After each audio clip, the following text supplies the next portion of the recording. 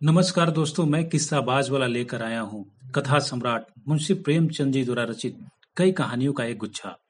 दोस्तों, अगर हमारी कहानी आपको पसंद आए तो इसे लाइक, सब्सक्राइब और शेयर जरूर करें। तो आइए बिना देर किए शुरू करते हैं हम आज की कहानी। कहानी का शीर्षक है माता का हृदय। माधवी की आंखों में सारा संसार अंधेरा हो रहा था। कोई अपना मददगार दिखाई न देता था, कहीं आशा की झलक न थी। उस निर्धन घर में वह अकेली पड़ी रोती थी और कोई आंसू पोंछने वाला न था। उसके पति को मरे हुए 22 वर्ष हो गए थे। घर में कोई संपत्ति न थी। उसने न जाने किन तकलीफों से अपने बच्चों को पाल पोस कर बड़ा किया था। वही जवान बेटा आज उसकी गोद से छीन लिया गया था। और छीनने वाले कौन थे? अगर मृत्यु ने छीना होता तो वह सब्र कर लेती। मौत से किसी का द्वेष नहीं होता, मगर स्वार्थियों के हाथों यह अत्याचार असहनीय था। इस घोर संताप की दशा में उसका जी रह रहकर इतना विकल हो जाता कि इसी समय चलूं और उस अत्याचारी से इसका बदला लूं जिसने उस पर निष्ठुर आघात किया है। मारूं या मर जाऊं, दोनों में ही संतोष हो जाएगा। कितना सुंदर, कितना होनहार बालक! यही उसके पति की निशानी, उसके जीवन का आधार, उसकी उम्र भर की कमाई थी। वही लड़का इस वक्त जेल में पड़ा न जाने क्या क्या तकलीफें झेल रहा होगा। और उसका अपराध क्या था? कुछ नहीं। सारा मोहल्ला उस पर जान देता था। विद्यालय के अध्यापक उस पर जान देते थे। अपने बेगाने सभी तो उसे प्यार करते थे। कभी उसकी कोई शिकायत सुनने में नहीं आई। ऐसे बालक की माता होने पर उसे बधाई देती थी। कैसा सज्जन, कैसा उदार, कैसा परमार्थी! खुद भूखों सो रहे, मगर क्या मजाल कि द्वार पर आने वाले अतिथि को रूखा जवाब दे। ऐसा बालक क्या इस योग था कि जेल में जाता? उसका अपराध यही था। वो कभी कभी सुनने वालों को अपने दुखी भाइयों का दुखड़ा सुनाया करता था। अत्याचार से पीड़ित प्राणियों की मदद के लिए हमेशा तैयार रहता था। क्या ही उसका अपराध था? दूसरों की सेवा करना भी अपराध है। किसी अतिथि को आश्रय देना भी अपराध है। इस युवक का नाम आत्मानंद था। दुर्भाग्यवश उसमें वे सभी सद्गुण थे जो जेल का द्वार खोल देते हैं। वह निर्भीक था, स्पष्टवादी तथा साहसी था। स्वदेश प्रेमी था, निस्वार्थ था, कर्तव्य परायण था। जेल जाने के लिए तो इन्हीं गुणों की जरूरत होती है। स्वाधीन प्राणियों के लिए वे गुण स्वर्ग के द्वार खोल देते हैं, पराधीनों के लिए नरक के। आत्मानंद के सेवा कार्य ने और उसके राजनीतिक लेखों ने उसे सरकारी कर्मचारियों की नजरों में चढ़ा दिया था। सारा पुलिस विभाग नीचे से ऊपर तक उससे सतर्क रहता था। सबकी निगाहें उस पर लगी रहती थीं। आखिर जिले में एक भयंकर डाके ने उन्हें इच्छित अवसर प्रदान कर दिया। आत्मानंद के घर की तलाशी हुई। कुछ पत्र और लेख मिले जिन्हें पुलिस ने डाके का बीजक सिद्ध किया। लगभग 20 युवकों की एक टोली फांस ली गई। आत्मानंद इसका मुखिया ठहराया गया। शहादतें हुई। बेचने को और किसी के पास रही क्या गया है? नाम मात्र का प्रलोभन देकर अच्छी से अच्छी शहादतें मिल सकती हैं, और पुलिस के हाथ तो निष्कृष्ट से निष्कृष्ट गवाहियां भी देववाणी का महत्व प्राप्त कर लेती हैं।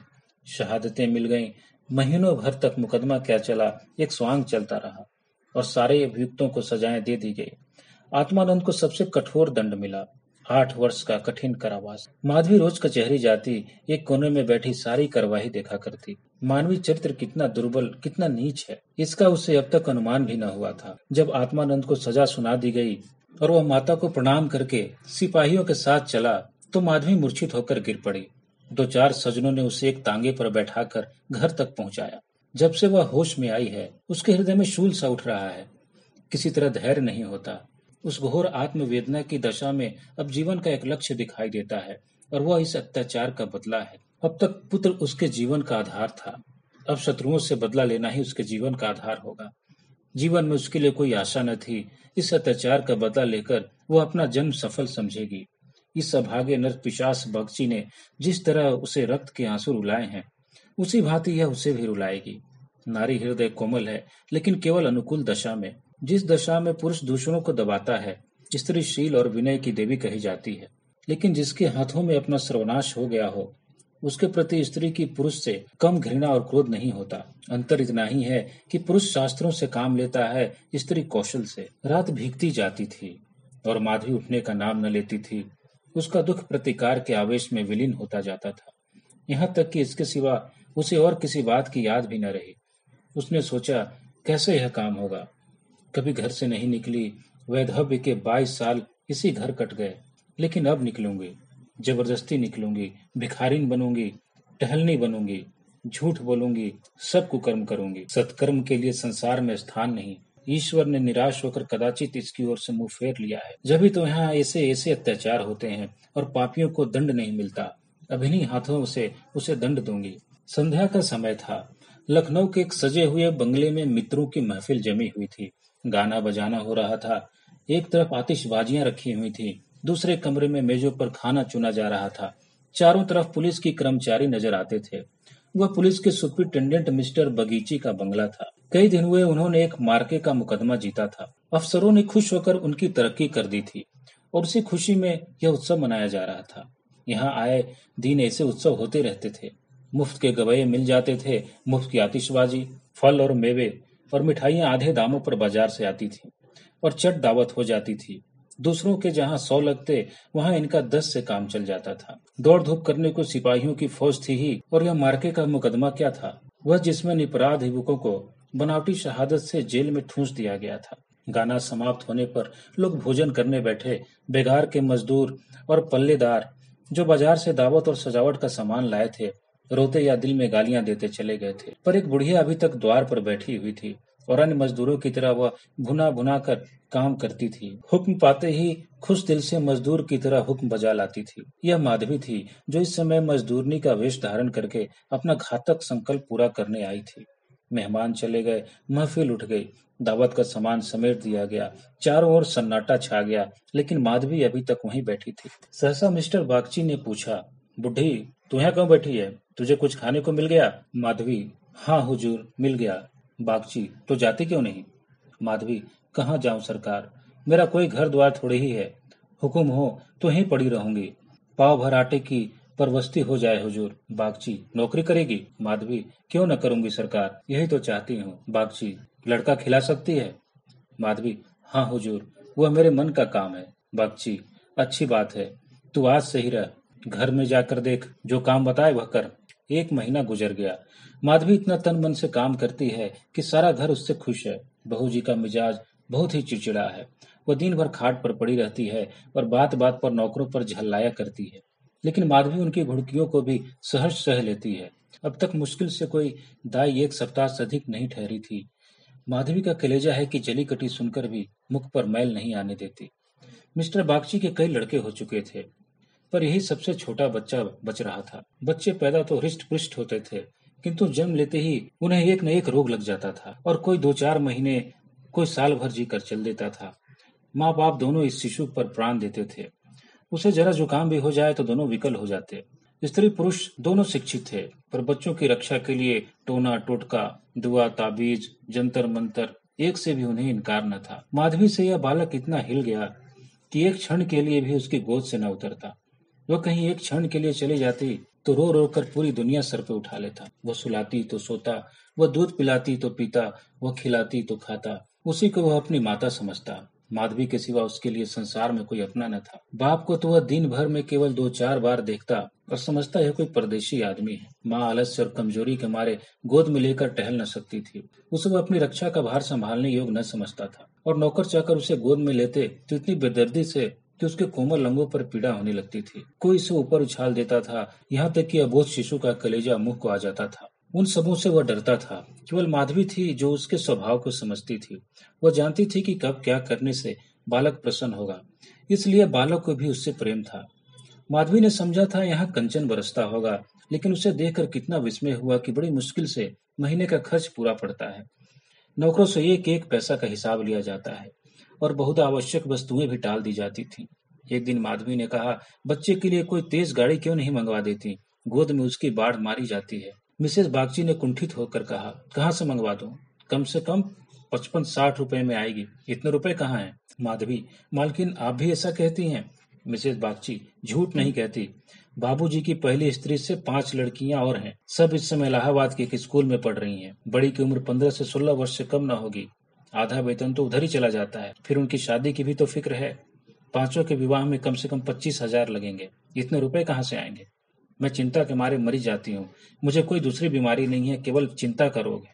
माधवी, घूस भी तो मिलती है। मिसेस बागची, बूढ़ी, ऐसी कमाई में बरकत नहीं होती। यही क्यों, सच पूछो तो इसी घूस ने हमारी यह दुर्गति कर रखी है। क्या जाने औरों को कैसे हजम होती है। यहाँ तो जब ऐसे रुपए आते हैं तो कोई न कोई नुकसान अवश्य हो जाता है।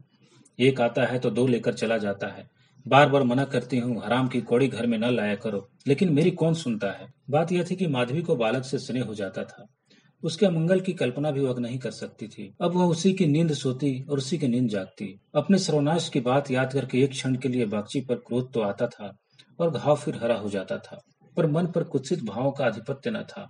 घाव भर रहा था, केवल ठेस लगने से दर्द हो जाता था। उसमें स्वयं टीस या जलन न थी। इस परिवार पर अब उसे दया आती थी। सोचती, बेचारे यह छीन झपट न करें तो कैसे गुजर करें। लड़कियों का विवाह कहाँ से करेंगे। स्त्री को देखो, बीमार ही रहती है। उन पर बाबूजी को एक बोतल शराब ही रोज चाहिए। यह लोग स्वयं अभागे हैं। जिसके घर में 5-5 कुंवारी कन्याएं हों, बालक हो होकर मर जाते हैं। घरनी सदा बीमार रहती हो, स्वामी शराब का तली हो, उस पर तो यही ईश्वर का कोप है। इनसे तो मैं अभागिन ही अच्छी। दुर्बल बालकों के लिए बरसात बुरी बला है। कभी खांसी है, कभी ज्वर, कभी दस्त। जब हवा में ही शीत भरी हो तो कोई कहाँ तक बचाए। माधवी एक दिन अपने घर चली गई थी। बच्चा रोने लगा तो माँ ने एक नौकर को दिया, इसे बाहर टहला ला। नौकर ने बाहर ले जाकर हरी हरी घास पर बिठा दिया। पानी बरस कर निकल गया था। भूमि गीली हो रही थी।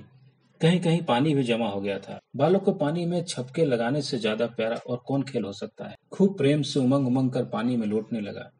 नौकर बैठा और आदमियों के साथ गपशप करता घंटों गुजर गए। बच्चे ने खूब सर्दी खाई। घर आया तो उसकी नाक बह रही थी। रात को माधवी ने आकर देखा तो बच्चा खांस रहा था। आधी रात के करीब उसके गले से खुरखुर की आवाज निकलने लगी। माधवी का कलेजा सन से हो गया। स्वामिनी को जगाकर बोली, देखो तो बच्चे को क्या हो गया है। क्या सर्दी वर्दी तो नहीं लग गई। हाँ, सर्दी ही मालूम होती है। स्वामिनी हक्का बक्का उठकर बैठी और बालक की खुरखुराहट सुनी तो पांव तले जमीन खिसक गई। यह भयंकर आवाज उसने कई बार सुनी थी और उसे खूब पहचानती थी। व्यग्र होकर बोली, जरा आग जलाओ, थोड़ा सा तंग आ गई। आज का हार जरा देर के लिए बाहर ले गया था, उसी ने सर्दी में छोड़ दिया होगा। सारी रात दोनों बालकों को सेंकती रही। किसी तरह सवेरा हुआ। मिस्टर बागची को खबर मिली तो सीधे डॉक्टर के यहाँ दौड़े। खैरियत इतनी थी कि जल्द एहतियात हो गई। 3 दिन में अच्छा हो गया, लेकिन इतना दुर्बल हो गया था कि उसे देखकर डर लगता था।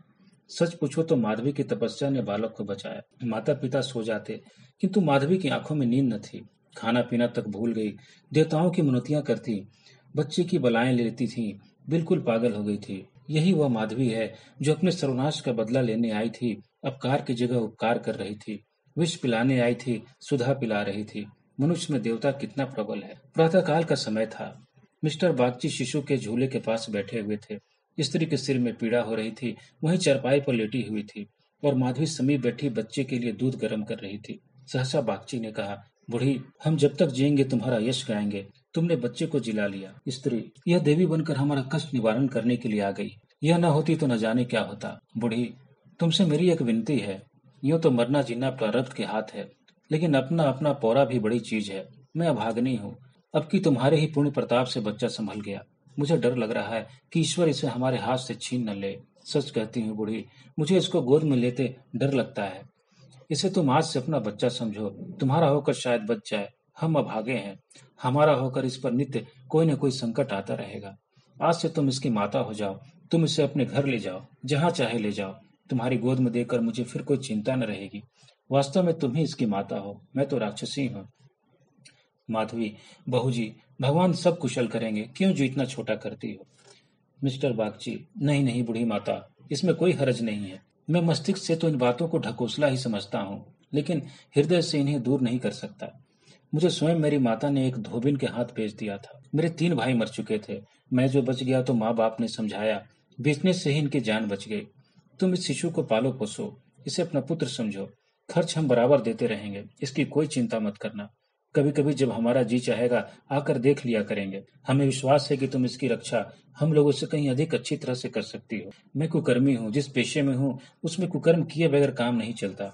झूठी शहादतें बनानी पड़ती हैं, निरपराधों को फांसना ही पड़ता है। आत्मा इतनी दुर्बल हो गई है कि प्रलोभन में पड़ जाता हूँ। जानता ही हूँ कि बुराई का फल बुरा ही होता है, पर परिस्थिति से मजबूर हूँ। अगर न करूँ तो आज नालायक बनाकर निकाल दिया जाऊं। अंग्रेज हजारों भूल करें, कोई नहीं पूछता।